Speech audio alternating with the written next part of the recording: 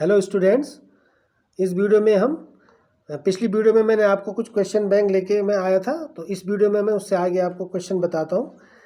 Question 12 है, 11 तक मैंने पिछली वीडियो में बताए थे, है ना।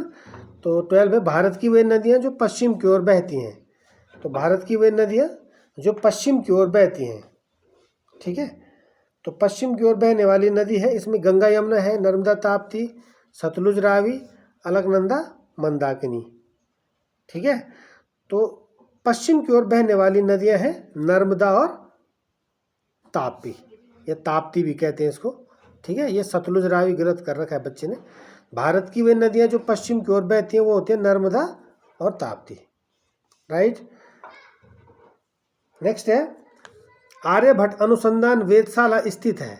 तो आर्यभट्ट जो रिसर्च वेधशाला है वो नैनीताल में है, ठीक है।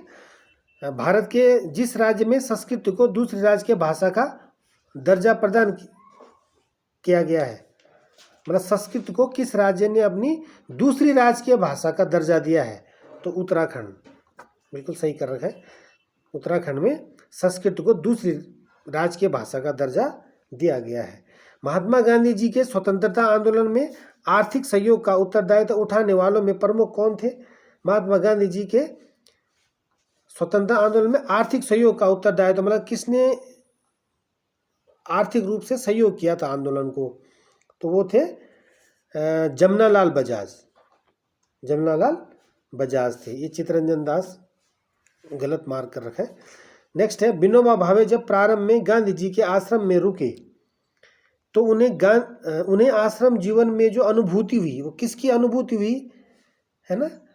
तो सादगी सच्चाई की, श्रम त्याग की, सेवा देशभक्ति की, या तीनों की?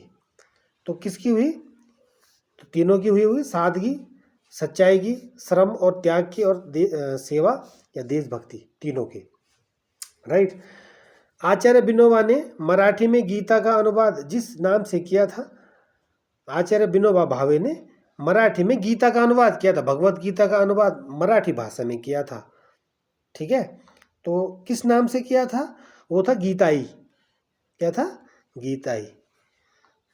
नेक्स्ट है, जिस संत ने 1866 में हरिद्वार में कुंभ के अवसर पर अपने सिद्धांतों के प्रसार हेतु अपनी कुटिया के द्वार पर पाखंड खंडिनी पताका स्थापित की थी, वो संत कौन थे जिन्होंने 1866 में हरिद्वार में कुंभ के अवसर पर अपने सिद्धांतों के प्रसार हेतु अपनी कुटिया के द्वार पर पाखंड खंडिनी पताका स्थापित की थी? तो वो थे स्वामी दयानंद सरस्वती। बिल्कुल सही है। स्वामी दयानंद सरस्वती जी ने स्त्रियों के पिछड़ेपन को दूर करने हेतु जिस बात पर बल दिया था वो क्या था? स्त्री शिक्षा पर, या आर्थिक दशा सुधारने पर, या विशेष अधिकार देने पर, या ABC तीनों, ठीक है। तो इसमें ABC तीनों नहीं आएगा। दयानंद सरस्वती ने जो स्त्रियों के पिछड़ेपन को दूर करने के लिए जिस बात पर बल दिया था वो था स्त्री शिक्षा पर। अब हर जगह बच्चे क्या करते हैं, जहाँ ABC तीनों या उपयुक्त तीनों इस तरह के होते हैं, या ऑल ऑफ द अबव, तो उसी को करके आ जाते हैं, है ना। तो हर जगह ऐसा नहीं होगा, वो हमने ठीक से समझना है। यदि हमने सही पढ़ रखा है, अच्छे से पढ़ रखा है, तो हम सही आंसर टिक करके आएंगे, है ना। तो स्वामी दयानंद सरस्वती जी ने स्त्रियों के पिछड़ेपन को दूर करने हेतु जिस बात पर बल दिया वो था स्त्री शिक्षा पर, ठीक है। नेक्स्ट है, आप अपना सारा जीवन हर सांस प्रभु की सेवा में लगा दूं, मनुष्य मात्र की सेवा करूं, ऐसा श्रेष्ठ कथन जिन महापुरुष का था वो था स्वामी रामतीर्थ का, ठीक है। नेक्स्ट है, जब स्वामी रामतीर्थ ने पंजाब विश्वविद्यालय की नौकरी से त्याग पत्र दिया तो लोगों के उन्हें पागल कहने पर, अगर तीर्थ राम पागल है तो दुनिया में अकल कहाँ है, यह कथन था, है ना। यह कथन किसका था? तो ये कथन था मोहम्मद इकबाल का। क्या कथन था?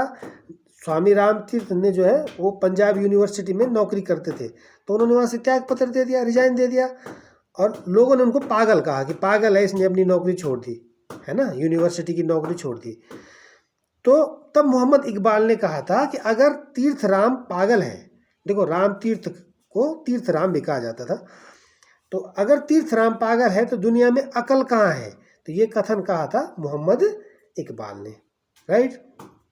नेक्स्ट है स्वामी रामतीर्थ के जीवन में दिवाली पर्व का महत्व जिन जिन घटनाओं के लिए महत्वपूर्ण था वो क्या था? जन्म हुआ था, या संन्यास ग्रहण किया था, या उन्होंने निर्वाण प्राप्त किया था, है ना, निर्वाण मतलब मोक्ष प्राप्त किया था, या ABC तीनों। तो क्या होगा? ABC तीनों। मतलब स्वामी रामतीर्थ के जीवन में दिवाली पर्व का महत्व किन घटनाओं के लिए था? कि जन्म हुआ था, ठीक है, और संन्यास ग्रहण भी किया था।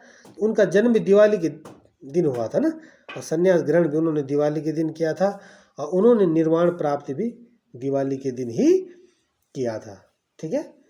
तो आज इगास के अवसर पर, लोक पर्व इगास के अवसर पर एक महत्वपूर्ण जानकारी दिवाली से रिलेटेड हमको मिल गई है। ठीक है।